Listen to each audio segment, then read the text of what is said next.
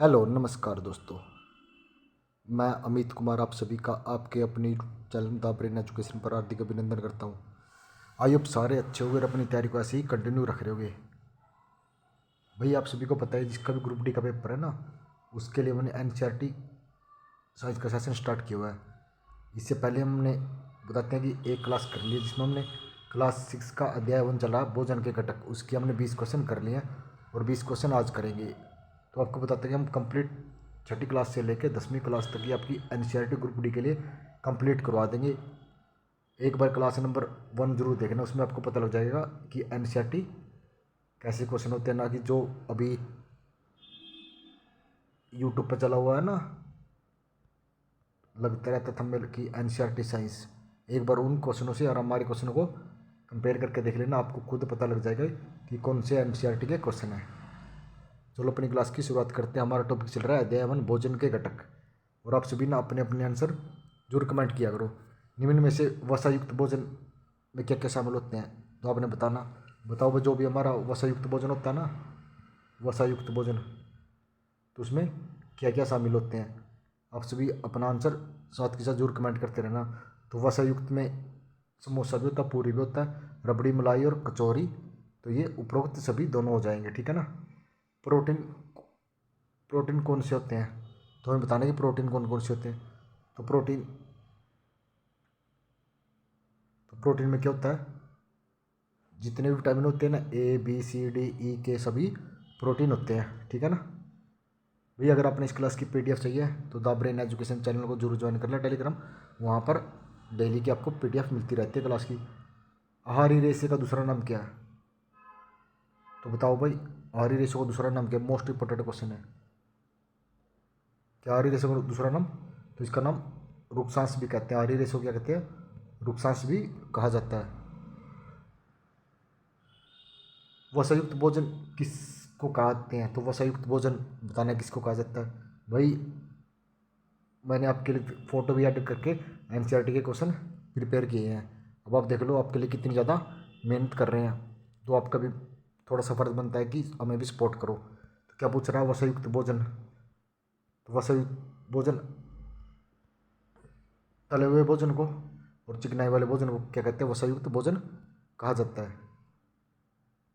Protein कितने प्रकार के होते हैं कमेंट करो, प्रोटीन के कितने प्रकार होते हैं तो प्रोटीन के 6 प्रकार होते हैं। कितने, 6 प्रकार के प्रोटीन होते हैं।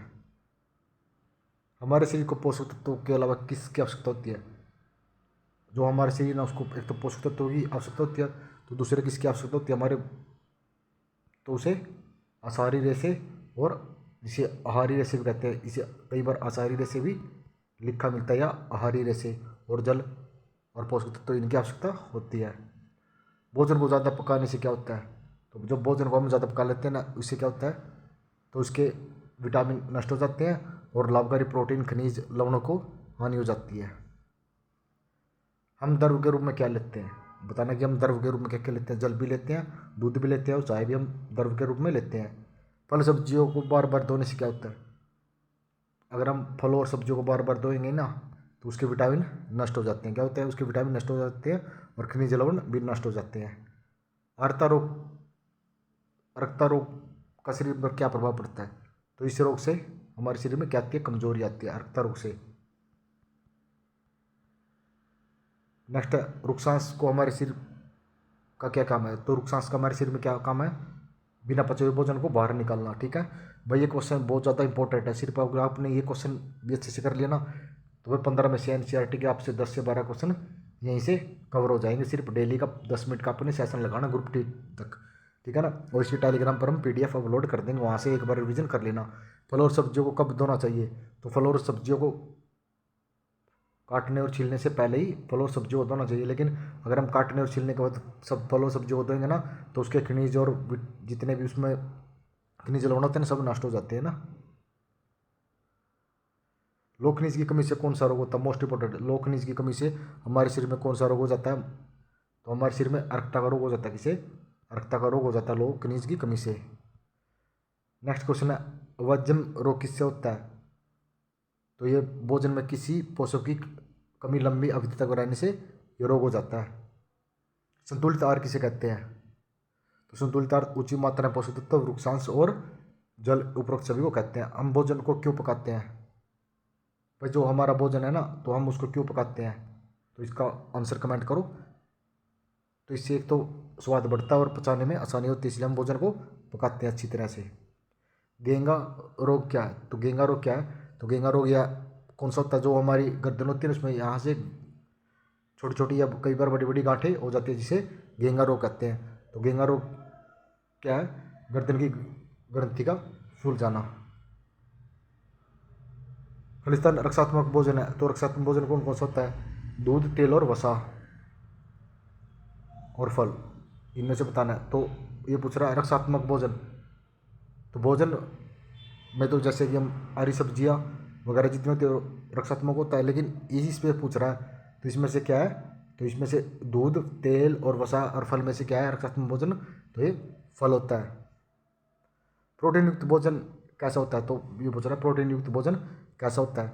तो ये भोजन कैसा होता है? शरीर वर्धक होता है। प्रोटीन युक्त भोजन हमारे शरीर में एक्टिव, हमारी बॉडी को एक्टिव करता है, ना कि हमारी बॉडी को मतलब डिमोटिवेट करना कि एनर्जी वगैरह नहीं रहती। लेकिन अगर हम इसे अच्छी मात्रा में लेंगे ना, तो हमारे में जो भी कमजोरी है ना, शरीर की कमजोरी दूर होती चली जाएगी। आयोडीन की कमी से कौन सा रोग होता है? तो इससे घेंगा रोग होता है। भाई आई होप आपको ये सेशन अच्छा लग रहा होगा। अगर ये सेशन अच्छा लग रहा है तो प्लीज़ लाइक शेयर और कमेंट जरूर करना।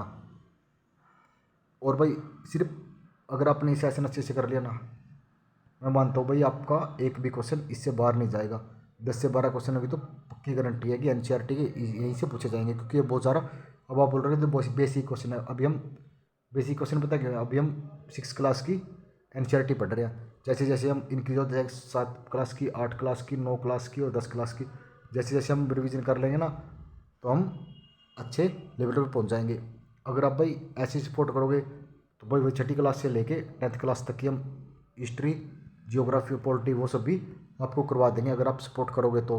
क्योंकि आपके बिना सपोर्ट के कोई भी काम पॉसिबल नहीं है, ठीक है ना। और उसके साथ साथ भाई हमने, आपको पता ही होगा कि हरियाणा जी के 2016 से लेके 2025 तक जितने भी हरियाणा में एग्जाम हो गए ना, उन सभी एग्जामों के हमने पीवाई के क्वेश्चन का सेशन स्टार्ट किया हुआ है, जिसमें हम डेली की 10 मिनट में 50 हरियाणा जी के पीवाई के क्वेश्चन कर लेते हैं। अगर आपने वो सेशन, ये सेशन अच्छे से कर लिया ना, तो भाई 25 और 15 40 नंबर आपके बहुत इजीली हम कवर करवा देंगे।